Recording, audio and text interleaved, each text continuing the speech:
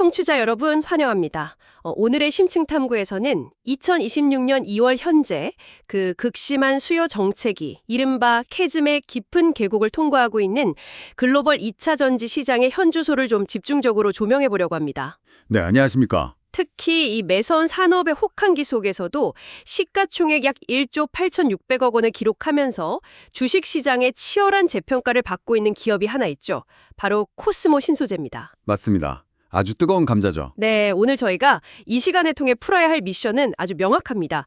경쟁사들이 막 줄줄이 대규모 적자의 늪에 빠져 허덕이는 이 얼어붙은 상황에서 코스모 신소재는 대체 어떤 방식으로 업계에서 유일하게 6년 연속, 그러니까 24분기 연속 영업이익 흑자라는 방어선을 지켜낼 수 있었을까요? 네. 그리고 현재 주가에 반영되어 있는 이 엄청난 밸류에이션 프리미엄은 과연 정당한 것인지 오늘 청취자 여러분의 냉철한 포트폴리오 관리를 위해 그 이면에 숨겨진 진실들을 하나하나 파헤쳐 보겠습니다. 그 본격적인 실적 해체나 분석에 들어가기에 앞서서 청취자 여러분이 시장을 바라볼 때 반드시 장착하셔야 할 렌즈가 하나 있습니다. 어떤 렌즈인가요? 지금 코스모 신소재가 서 있는 2026년의 시장 환경은 주가가 연일 신고가를 경신하던 과거 2022년이나 2023년에 뜨거웠던 호황기와는 완전히 다른 룰이 적용되는 새로운 생존의 국면이라는 점입니다. 아, 완전히 다른 판이라는 거군요. 그렇습니다.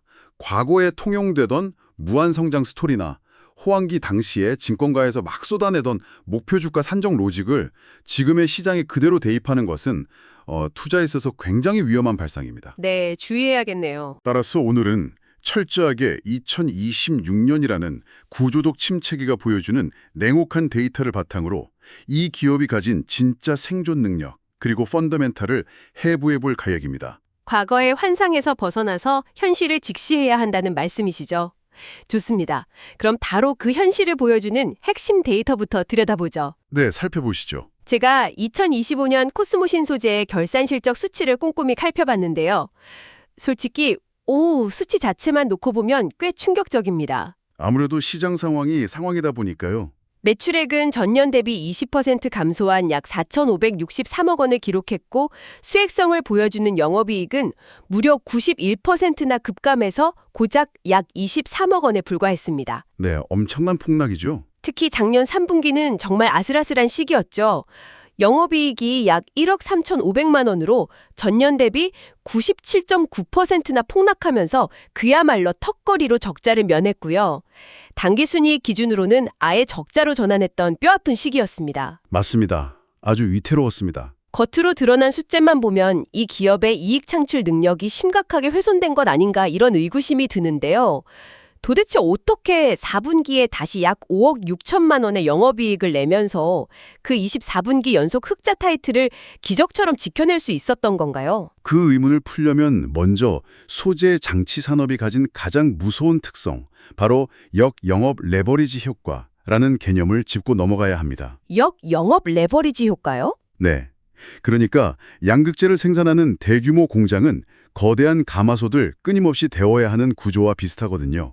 한번 불을 붙이면 가동률이 100%든 50%든 막대한 감가상각비나 인건비, 전력비 같은 고정비가 꼬박꼬박 발생합니다. 안 돌아가도 돈은 계속 나간다는 거군요. 맞습니다. 전방 수요가 줄어서 공장 가동률이 떨어지면 제품 하나가 떠안아야 하는 고정비 부담이 기하급수적으로 커집니다.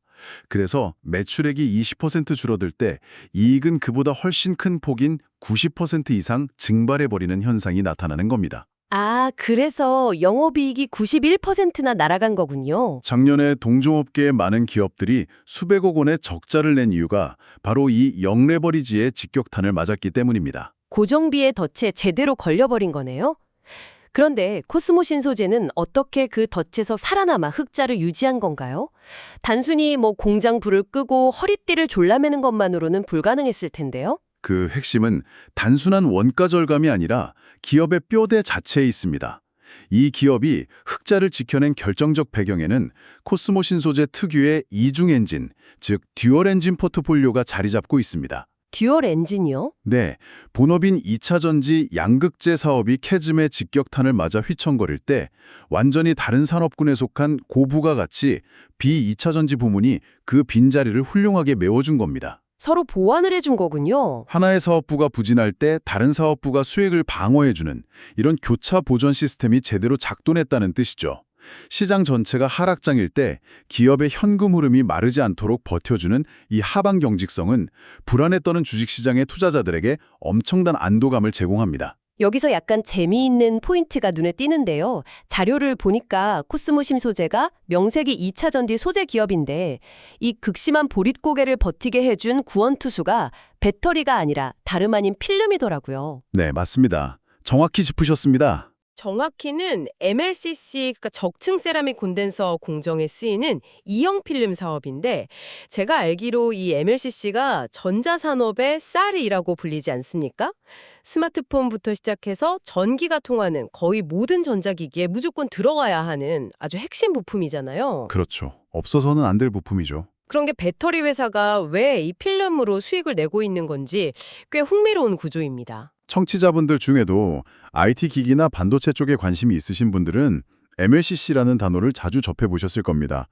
이 MLCC를 수백, 수천 겹으로 아주 얇게 쌓아 올릴 때 그 밑바탕에 되어주는 일종의 도화지 같은 필수 소모성 소재가 바로 이형 필름입니다. 아, 그 밑에 깔리는 필름이군요. 여기서 아주 재미있는 역사적 맥락이 하나 있는데요.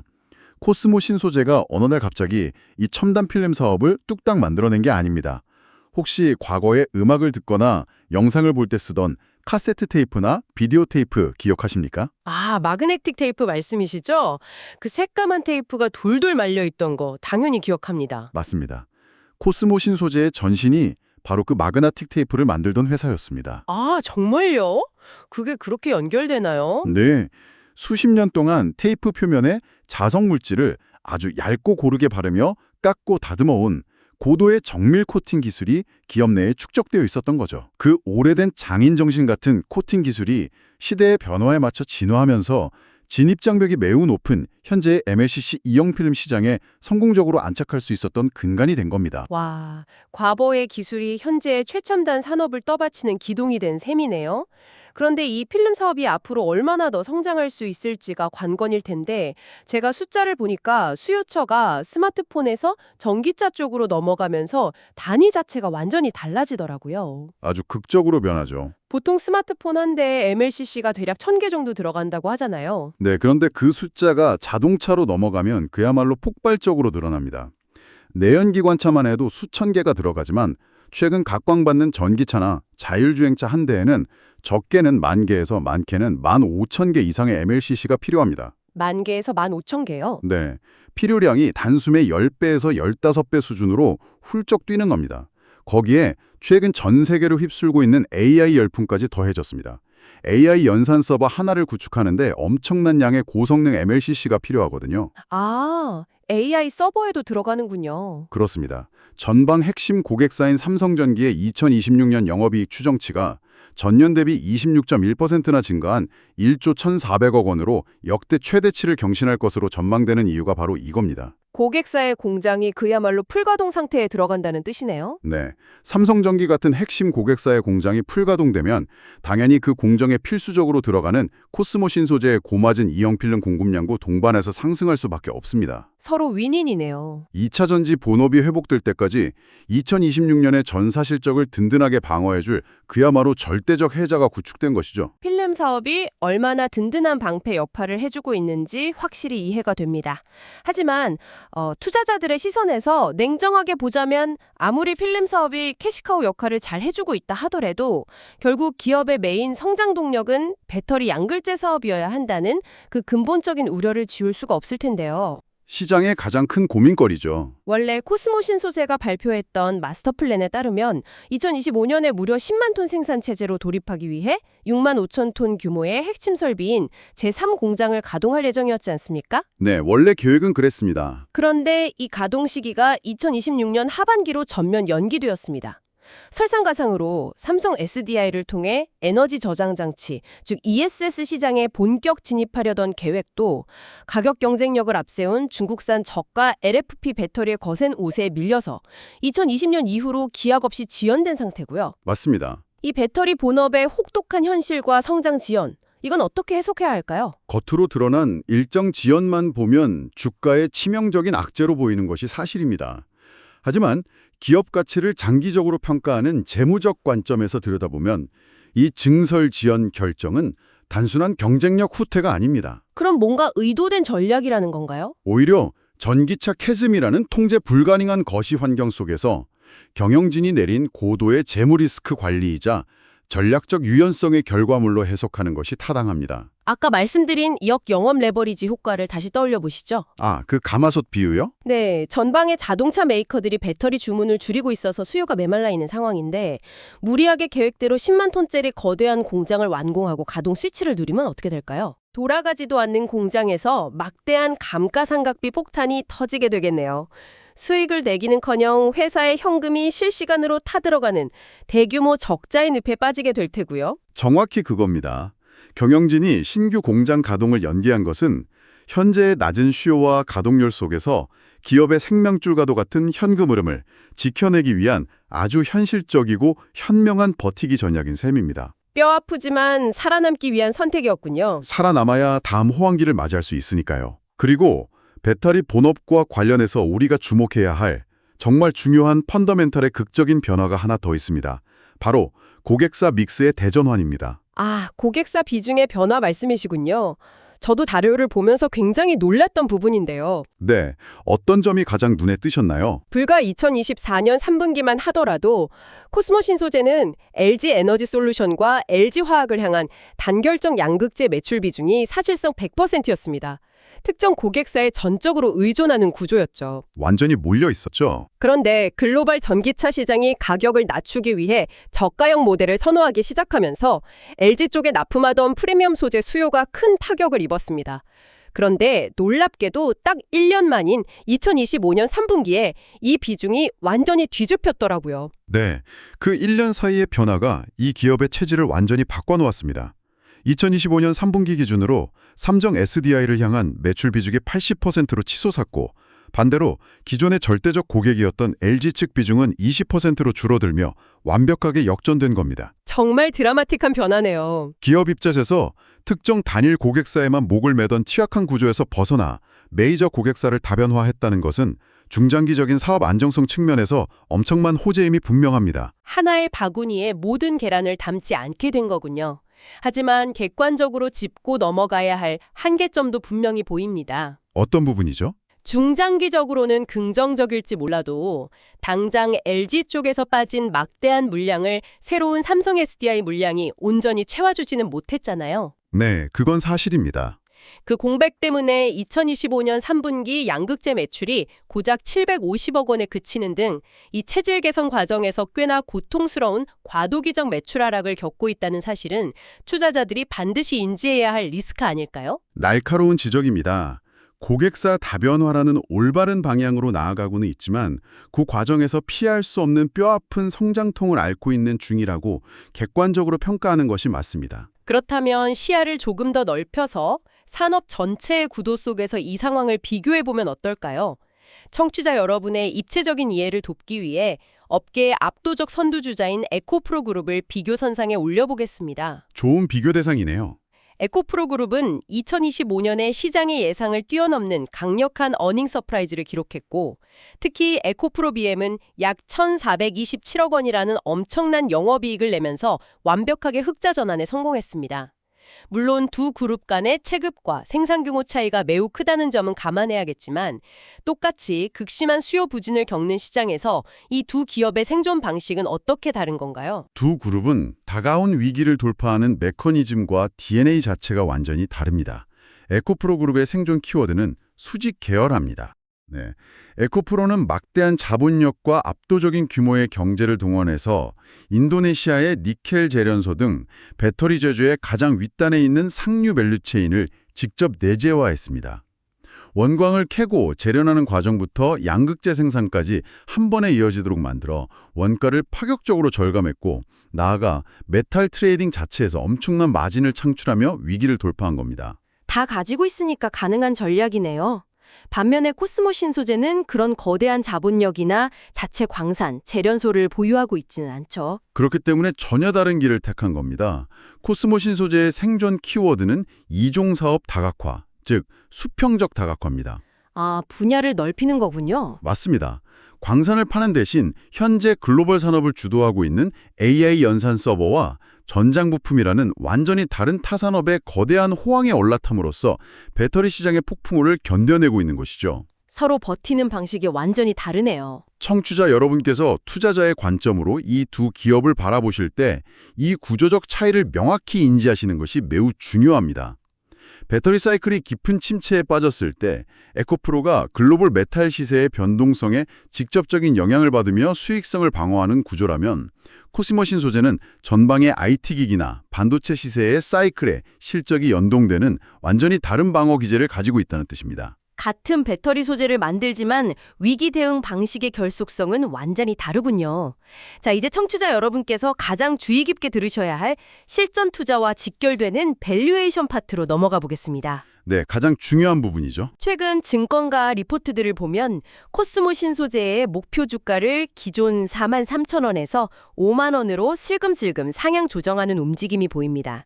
그런데 기업이 영업활동으로 벌어들인 현금 창출 능력 대비 기업 가치가 얼마나 고평가되어 있는지를 보여주는 핵심 지표, 즉 EV/EBITDA 멀티플을 계산해보면 무려 57.6배에 달한다는 충격적인 결과가 나옵니다. 57.6배, 엄청난 숫자죠. 보통 일반적인 제조업의 멀티플이 5배에서 10배 사이에서 형성된다는 걸 감안하면 정말 눈을 의심하게 만드는 수치인데요.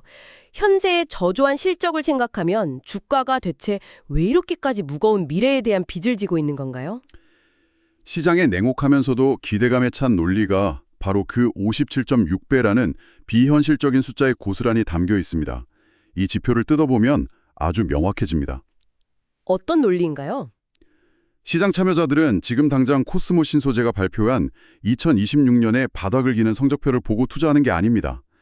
연기되었던 6만 5천 톤 규모의 제3공장이 마침내 굉음을 내며 가동을 시작하고 억눌렸던 수요가 폭번적으로 늘어나 실적이 턴어라운드할 2027년의 이익을 바라보고 있는 거죠. 아, 2027년을 미리 보고 있다는 거군요. 즉 2027년의 화려한 장밋빛 미래를 2026년 현재의 주가에 미리 끌어다 쓰고 있는 철저한 선반영의 결과물입니다.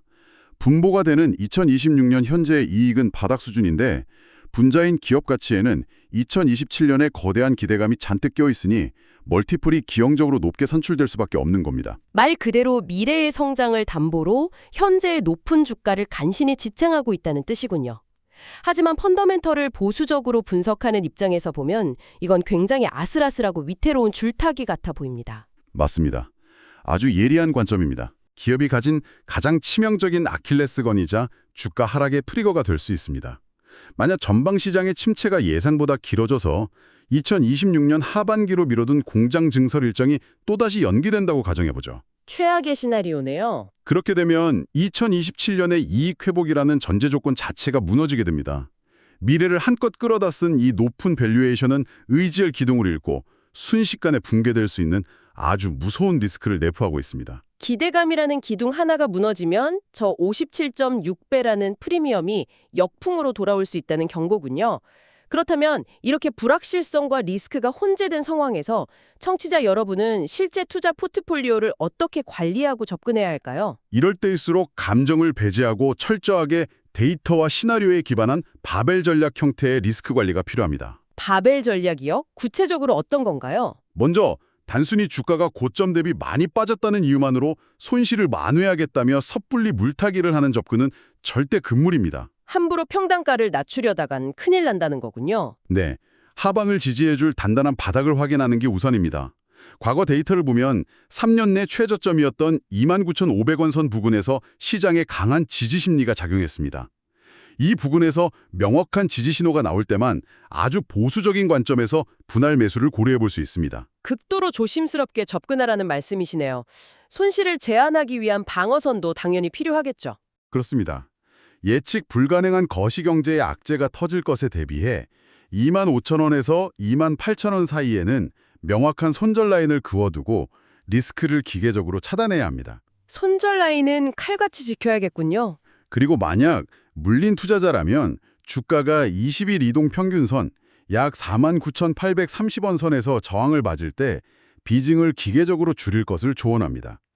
반면에 이 철저한 리스크 관리 속에서 최저점 부근 매수에 성공했고 회사의 시나리오대로 2027년에 드라마틱한 실적 회복이 일어난다면 어떻게 될까요? 글쎄요. 주가가 크게 오르지 않을까요? 증권가에서 바라보는 장기 목표가는 7만 5천 원 수준까지 열려 있습니다. 바닥권 매수를 가정할 때 기대 수익률로 따지면 약 154%, 즉 원금의 2배 반 이상을 바라볼 수 있는 엄청난 업사이드가 존재합니다. 원금의 2배 반 이상이요? 엄청나네요. 결국 지금은 단기적인 뉴스 플로우에 흔들릴 것이 아니라 하단을 철저히 방어하면서 2027년이라는 긴 호흡을 가지고 기다릴 수 있는 투자자에게만 기회가 열려 있다는 뜻입니다. 네, 오늘 정말 깊이 있는 데이터와 날카로운 통찰을 나누었는데요. 핵심을 요약하면서 이 긴 여정을 좀 마무리해 보겠습니다.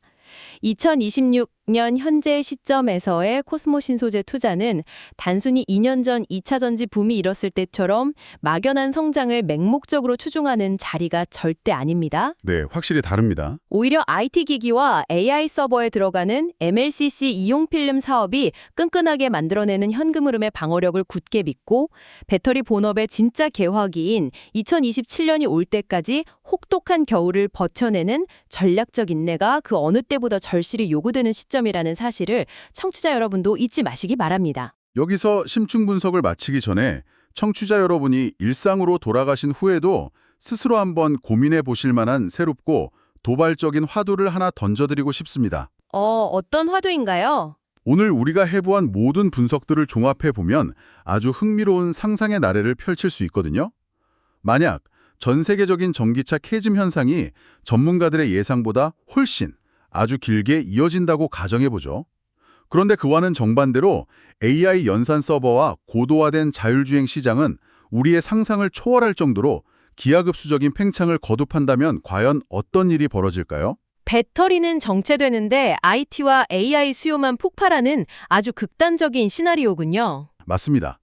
그렇게 되면 코스모 신소재가 단지 2차 전지 불황을 버티기 위해 생명줄로 키웠던 MLCC 이형 필름 사업이 어느 순간 역으로 배터리 본업의 매출과 이익을 완전히 압도해버리는 골든크로스가 발생할 수도 있습니다. 주객이 전도되는 상황이네요. 그렇다면 주식시장을 움직이는 거대 자본들은 이 기업을 더 이상 침체기에 빠진 2차 전지 소재 기업으로 묶어두지 않을 겁니다.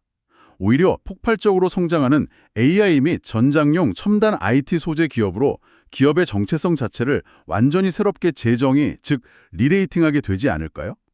시장의 분류표 자체가 바뀌는 거군요. 과전 시장이 코스모 신소재에 붙여둔 분류표의 이름표 자체를 바꾸어다는 그 극적인 순간이 온다면 지금 우리가 너무 비싸고 위태롭다고 느꼈던 저 57.6배의 밸류에이션 프리미엄은 어떤 완전히 새로운 의미를 부여받게 될지 오늘담 한번 깊이 고민해 보시기 바랍니다. 2차 전지 소재 기업에서 AI와 전장을 아우르는 첨단 IT 소재 기업으로의 패러다임 전환이라 정말 소름 돋을 정도로 흥미롭고 날카로운 관점이네요. 위기를 버티기 위해 선택한 무기가 훗날 기업의 정체성 자체를 바꿔버릴 수도 있다는 그 역설이 주식시장이 가진 가장 매력적인 얼굴이 아닐까 싶습니다. 과연 이 냉혹한 시장이 코스모 신소재의 미래 가치를 어떤 방식으로 다시 써내려갈지 저희도 계속해서 데이터를 추적하며 지켜봐야겠습니다. 청취자 여러분, 오늘 저희가 준비한 치열한 고민의 흔적들은 여기까지입니다. 다음 심층 분석에서도 오늘처럼 산업의 이면을 꿰뚫는 날카롭고 유익한 통찰로 다시 찾아뵙겠습니다. 끝까지 함께해 주셔서 진심으로 감사합니다. 약 3, 4초간의 침묵, 여유 포즈,